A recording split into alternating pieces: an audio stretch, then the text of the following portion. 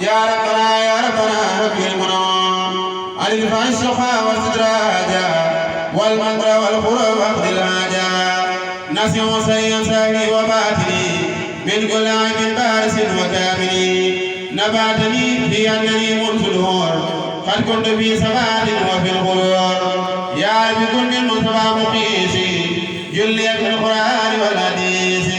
فجرينا بعلوم نافعة في أرض القلب لليوم دافعة إبلغ فؤادي أولى المورعة حتى أكون صادقا متبعا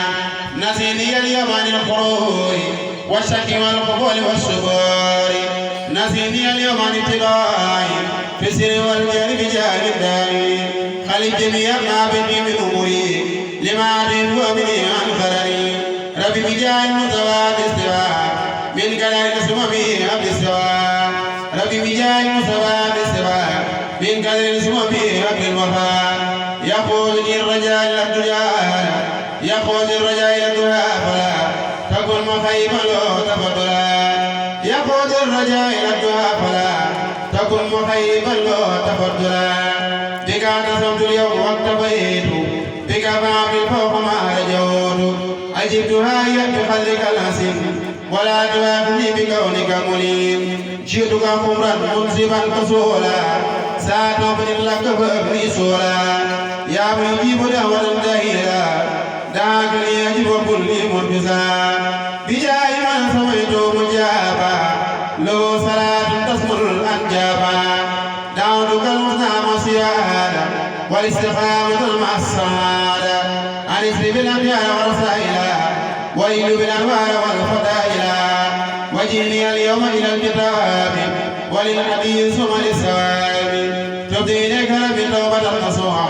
فليجب بجاهز الفرح الفتوح أجب وسليا عليه وعلى آل وسلم